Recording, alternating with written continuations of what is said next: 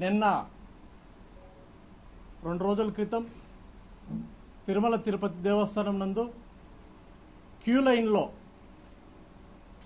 ఒక వైఎస్ఆర్సీపీ అనామకుడు chairman down down EO down down అనడం చాలా బాధాకరమైన విషయం. ఎందుకంటే అన్ని సౌకర్యాలు తిరుమల తిరుపతి దేవస్థానం చంద్రబాబు నాయుడు గారు, మా దైవం చంద్రబాబు నాయుడు గారి ఆదేశాల మేరకు బిఆర్ నాయుడు గారి అధ్యక్షతన గత గవర్నమెంట్ వచ్చిన తర్వాత సుమారు 1 సంవత్సరం అయింది. బోర్డు వేసి సుమారు 7 నెలలు పూర్తవుతుంది. 7 నెలలు మీకు అందరికీ బాగా తెలుసు, మీడియా మిత్రులందరికీ మాకంటే మీకే ఎక్కువ తెలుసు. ఈ 7 నెలల కాలంలో తిరుమల తిరుపతి దేవస్థానాన్ని ప్రక్షాళనే కాకుండా అన్నప్రసాదాలు పంచడంలో కానీ సుమారు 1,00,000 మంది ఈరోజు అన్నప్రసాదాలని స్వీకరిస్తున్నారు. ఒక కార్యక్రమం జరిగితే, ఒక రథసప్తమి రోజు కానీ, బ్రహ్మోత్సవాల రోజు కానీ, ఏదైనా పెద్ద కార్యక్రమాలు జరిగితే ఆ కార్యక్రమాలు అయిన తర్వాత చైర్మన్ గారు, ఈఓ గారు, జేఈఓ గారు, బోర్డు మెంబర్లు భక్తుల్లోకి వెళ్ళి మీకు ఏ సమస్యలైనా ఉంటే మాకు డైరెక్ట్ చెప్పండి, మీకు అన్నప్రసాదాలు కరెక్ట్గా ఇచ్చారా, క్లీనింగ్ కరెక్ట్గా ఉందా, ఈవెన్ బాత్రూములు కూడా కరెక్ట్గా ఉందా అనేసి భక్తుల అభిప్రాయాలు తెలుసుకోవడం కూడా గత 7-8 నెలలుగా మీరు చూస్తున్నారు. ప్రతి ఒక్కరి దగ్గర అంత ధైర్యంగా పోయి అడుగుతున్నామంటే మేము చేసే పనిలో క్వాలిటీ ఉంది, చంద్రబాబు నాయుడు గారు చెప్పే ఆదేశాల మేరకు నేను నడుచుకుంటున్నాం, ఈఓ గారు, జేఈఓ గారు, మా చైర్మన్ గారు చెప్పేదాన్ని తూచా చెప్పకుండా పాటిస్తున్నామని.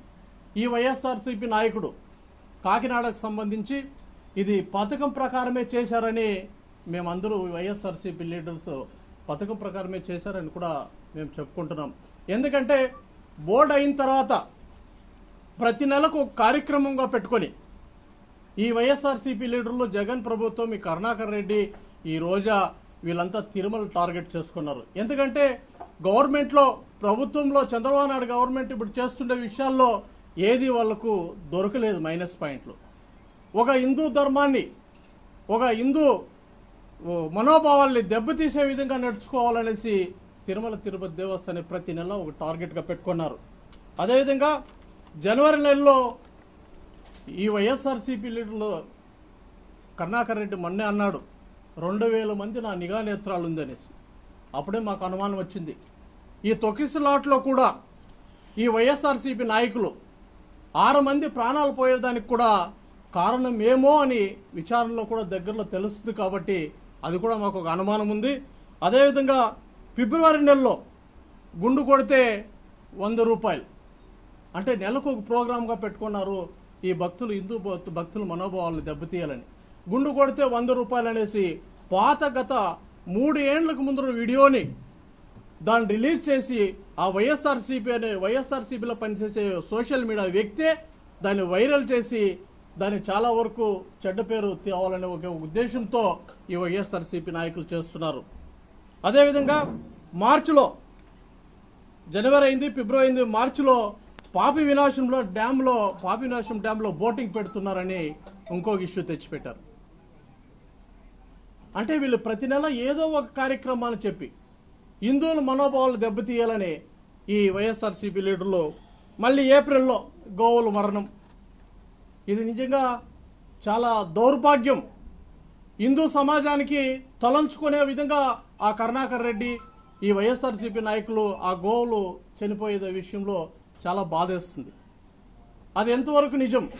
సరే చూస్తున్నారు, రాండి మీరు ఒక 5 మంది 10 మంది అంటే 2,000తో మంది వస్తామంటున్నారు. లాస్ట్కి మేము పోయి చూస్తే చనిపోవడం అనేది 1, 2, 5 అనేది ఆరోగ్య విషయంలో కానివ్వండి, వయసు అయిపోయినప్పుడు కానివ్వండి, చనిపోవడం కామన్. ప్రతి మనిషి కూడా, మనం కూడా పుట్టాం, ఏదో ఒక రోజు చనిపోతాం. కొంతమంది యాక్సిడెంట్లో చనిపోతారు. సేమ్ అదే విధంగా కొన్ని జరగడం అనేది అది సర్వసాధారణం. దాని 100 ఆవులు చనిపోయింది అని చెప్పి దుష్ప్రచారం కూడా చేయడం జరిగింది. ఏప్రిల్లో, మేలో మొన్న జరిగిన సంఘటన క్యూ లైన్లో చైర్మన్ డౌన్ డౌన్, పాలు ఇవ్వలేదని చైర్మన్ డౌన్ డౌన్ అనడం ఏంటంటే, ఇది నీకు ఇవ్వలేదంటే అక్కడే మా అధికారులు ఉన్నారు, అక్కడే మా గుడికి సంబంధించిన టెంపుల్కి సంబంధించిన అన్ని వర్గాలకు సంబంధించిన అక్కడే ఉన్నారు. వేడివేడిగా ఈ గత 10 నెలలుగా అన్నప్రసాదంలో కానివ్వండి, పాల్లో కానివ్వండి, తెల్లవారు 5 గంటల నుండి రాత్రి 11:30, 12 గంటల వరకు కూడా నిత్యం ఎక్కడ కానీ పిల్లోళ్ళకు కానీ వేడివేడిగా ఎక్కడ కంప్లైంట్ లేకుండా జరిపిస్తున్నారు మా బిఆర్ నాయుడు గారి అధ్యక్షతన. ఇదే కాకుండా నెక్స్ట్ పోయిన నెలలో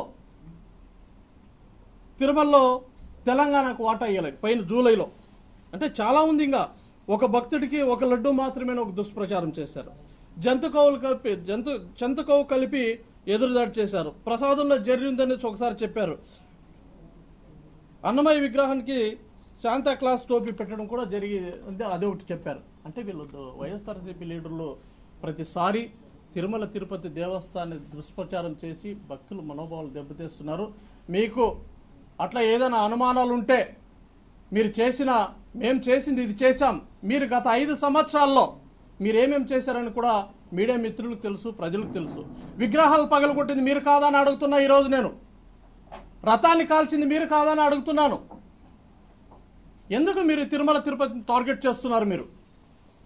మీకు దమ్ము ధైర్యం ఉంటే మేము మా ప్రభుత్వం వచ్చినప్పటి నుండి మేము ₹1 అవినీతికి ఎక్కడైనా పాల్పడి ఉంటే మా బోర్డు కానీ మా బిఆర్ నాయుడు గారి అధ్యక్షత కానీ మా అధికారులు కూడా చెప్తున్నాను, మా అధికారులు కూడా కానీ ఈ ప్రభుత్వం వచ్చిన తర్వాత ₹1 ఒక్క టికెట్ మా బోర్డులో మీ మాదిరి టికెట్లు వ్యాపారం చేసే బోర్డు కాదు ఇది.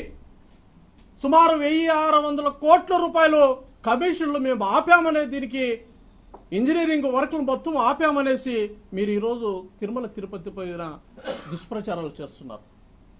నేను కరుణాకర్ రెడ్డికి, జగన్మోహన్ రెడ్డికి సవాల్ ఇస్తున్నా. ఈ 10 నెలల్లో మేము ₹1 అవినీతికి ఎక్కడైనా పాల్పడింటే మీరు ఏం చెప్తారో దానికి మేము తలంచుతామని కూడా ఈరోజు మేము తెలియజేసుకుంటున్నాం. ఇది మంచిది కాదు. తిరుమల తిరుపతి దేవస్థానాన్ని మీరు టార్గెట్ చేయొద్దండి. వాళ్ళందరూ భక్తులు, ప్రపంచ ప్రఖ్యాతిగాంచిన దేవాలయం కాబట్టి అతని దగ్గర మన నాటకాలు వద్దు. నువ్వు గత 5 సంవత్సరాల నాటకాలు ఆడి కేవలం 11 సీట్లు కొట్టావు. మళ్ళీ అదే నాటకాలు నువ్వు చేశావంటే నీ పార్టీ పుట్టగతులు లేకుండా పోతుందని కూడా ఈ విధంగా తెలియజేసుకుంటున్నాను. దయచేసి మనమందరూ ఇంకా మీరేమైనా సజెషన్ ఇవ్వాలంటే ఇవ్వండి. ఈ విధంగా చేస్తే తిరుమల తిరుపతి దేవస్థానంలో డెవలప్మెంట్ ఇంకా బాగా అవుతుందని చెప్పండి. నార్మల్ భక్తులకు వాళ్ళకి ఏ విధంగా సౌకర్యాలు చెప్పండి, మేము దాన్ని చేస్తాం. అంతే తప్ప మీరు దయచేసి వెంకటరమణ స్వామిని మీరు టార్గెట్ చేస్తే మీకు భవిష్యత్తు ఉండదు. ఇది లాస్ట్ వార్నింగ్ మీకు చెప్తున్నా. మళ్ళీ సోషల్ మీడియాలో కొంతమంది ఉన్నారు, అసలు జరగకుండానే జరిగినట్లుగా చూపిస్తున్నారు కొంతమంది. ఈ బోర్డు మీటింగ్లో వారిపైన కూడా తగు చర్యలు తీసుకుంటాం. ఇది ఫస్ట్ అండ్ లాస్ట్. దీనిపైన ఎక్కడైనా తిరుమల తిరుపతి దేవస్థానంలో ఏదైనా జరిగితే ఇట్లాంటి సంఘటనలు తీవ్రమైన చర్యలు తీసుకోవడానికి బోర్డు కానీ అధికారులు కానీ ఈ బోర్డు మీటింగ్లో చాలా వరకు ఈ విషయాల గురించి మాట్లాడతామని తెలియజేసుకుంటూ థ్యాంక్ యూ సో మచ్. ఓం నమో వెంకటేశాయ.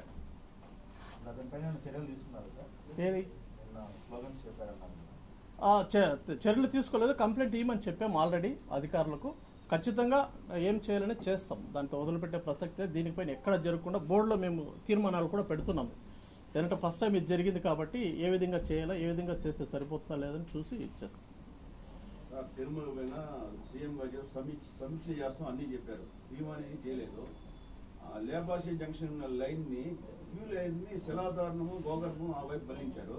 అక్కడ క్రూర మృగాలు నైట్ లో తిరిగే అవకాశం ఉంది. మళ్ళీ వచ్చి అక్కడ బస్సులు తక్కువ తిరుగుతా ఉంది. ఇక్కడ గోగర్భం శిలాధారణమే నారాయణ ప్రాబ్లం లేని దర్శనం భక్తులకి అక్కడ సమస్య ఉంది. టాక్సీ వాళ్ళు వచ్చి అధికమైన ధరలు పీడిస్తారు అక్కడ. ఇంకోటి ట్యాక్సీల విషయంలో కూడా ఒక సెకండ్ నడవలేని పరిస్థితి ఎక్కువ ఉంది. ఎగురు దిగులుగా ఉంటుంది అక్కడ, చాలా సమస్య ఉంది. గతంలో మరి మీరు లేపాక్షి పెడితే కిలోమీటర్ దూరం వరకే ఉంటుంది. ఈ ఏటీ సర్కిల్ దగ్గర వచ్చేస్తుంది. అది కానీ పెడితే భక్తులకు బాగా సౌకర్యంగా ఉంటుంది. లేదు మీరు యథావిధిగా పెడతామంటే ఈ కాటేజీకి వెళ్లే బస్సులు, లేదు ఈ వసతి గదులకు వెళ్లే బస్సులు, ఈ దర్శనకు వెళ్లే భక్తులు అందరూ టికెట్లు ఆడిపోయి బాగా క్యాబ్ వస్తా ఉంది. ఆ ఫ్రీ బస్సులు నలిగిపోతున్నారు. అటు కాకుండా ఈ ట్యాక్సీ వాళ్ళు అదనంగా కీళ్లు చేస్తారు. ఈ యాత్రికులు ఏం చేస్తారంటే ఎగురు పెట్ట ఎక్కడ చాలా భారంగా ఉంది ఆ దారి. ఎందుకంటే అసలు ఎత్తు, నైట్ అయితే చలి, ఉన్నట్టు వాతావరణం చేస్తే చాలా బేజారుగా ఉంటుంది. దాన్ని మీరు కానీ మారిస్తే చాలా బాగుంటుంది. యాత్రికులు మాత్రం అసౌకర్యంగా ఉంది. ఖచ్చితంగా లేపాక్షి జంక్షన్ నుంచి దాన్ని వదలాల్సిన పరిస్థితి మీరు ఉంది. చెప్పడం దగ్గరలో ఒక మీడియా మిత్రులందరికీ ఒకసారి అందరిని పిలిపించి మీ ఐడియాస్ కూడా తీసుకొని ఏ విధంగా చేస్తే మన తిరుపతి దేవస్థానం విషయంలో నార్మల్ భక్తులకు సౌకర్యాల విషయంలో కానివ్వండి ఏ విషయమైనా మీ దగ్గర నుండి కూడా కొన్ని సజెషన్స్ తీసుకుంటాం. నేను చైర్మన్ దృష్టికి ఈ విషయాన్ని తీసుకెళ్తాం. ఎందుకంటే మీడియా మిత్రులు మీరు చాలా వరకు ఇక్కడ బాగా స్థానికంగా ఉండేవారు. ఇక్కడ కష్ట నష్టాలు మన భక్తులకు ఇబ్బందులు ఏ విధంగా ఉంటుందనే విషయాల్లో మీకు చాలా అవగాహన ఉంటుంది. కాబట్టి నేను చైర్మన్ గారి దృష్టికి తీసుకెళ్లి మీతో ఒకసారి ముఖాముఖి ఏర్పాటు చేసుకుని ఇంకా మీరు చెప్పే ఐడియాస్ కూడా మనం పొందుపరిచే విధంగా మనం చర్యలు తీసుకుంటాం. ఇంకోటి, ఆ తిరుమలలో అన్నపూర్ణ క్యాంటీన్ ఏరియా డిఎంబీ ఏరియాలో ఒక పెద్ద షెల్టర్ కట్టారు. ఆ షెల్టర్ వల్ల ఏంటంటే ఆ బ్యాంక్ సంబంధించిన వెహికల్స్ కానీ